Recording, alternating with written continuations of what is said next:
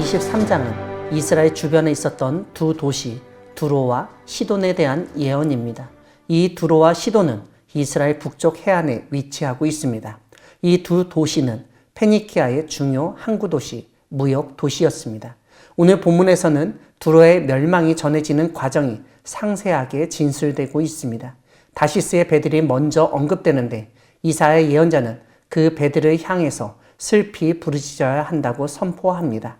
그들이 슬퍼해야 할 이유는 다름 아니라 두로가 황무하여 집이 없고 들어갈 곳도 없기 때문입니다.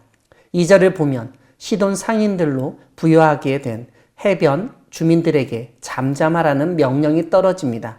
해변 주민들이 시돈 상인들 때문에 불을 축적하게 된 이유가 3절에서 언급되는데 그들은 시올의 곡식, 즉 나일의 추수를 수송하면서 이득을 얻었기 때문입니다.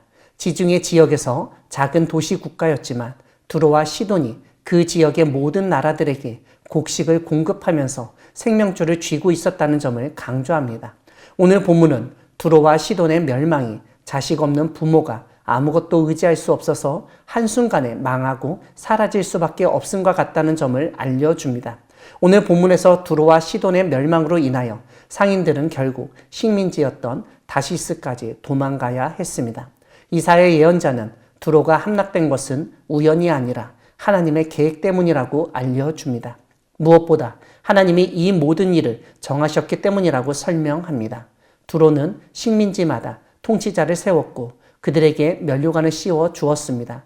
그들이 바로 세상의 존귀한 자들이었습니다. 그런데 하나님은 그러한 자들이 교만하여지자 그들을 비천하게 유명한 자들을 볼품없이 하기 위해서 두로의 멸망을 계획하셨던 것입니다. 이런 가운데 오늘 본문 15절부터는 이러한 함락과 멸망을 당한 두로에 대한 하나님의 또 다른 놀라운 계획을 알려줍니다. 그들이 이전에는 자신들을 위해서라면 무슨 짓이든 다 했기에 이사야 예언자는 돈을 위해서 몸을 팔았던 창녀에 비유합니다. 17절 뒷부분을 보면 이 두로가 주변 나라, 민족들까지 악한 길에 빠지게 한다는 것도 언급됩니다. 그럼에도 불구하고 하나님이 이 도시를 돌보실 것이라고 말씀하십니다. 그래서 그렇게 음란에 빠지게 한 두로가 결국 변화됩니다.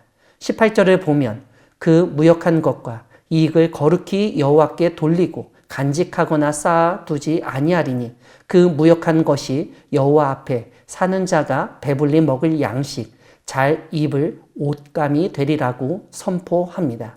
사랑하는 광야교회 성도 여러분, 하나님은 교만한 사람과 도시, 나라를 심판하시는 분이십니다.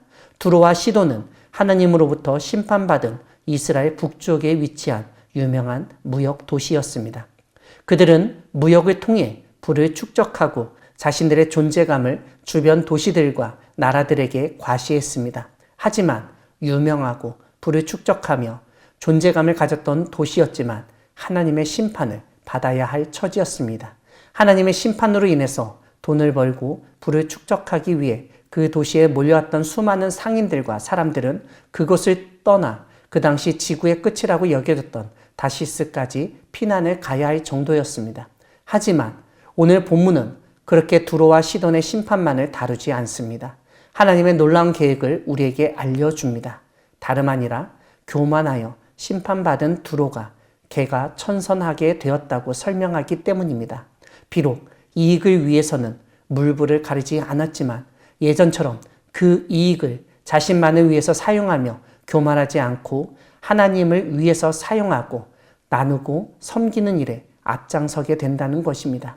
오늘 본문을 통해서 하나님은 오만하고 교만하고 거만한 나라를 손보시고 모든 나라가 하나님 앞에서 겸손히 다른 나라를 배려하고 섬기고 나누도록 변화시켜 주신다는 사실을 알게 됩니다.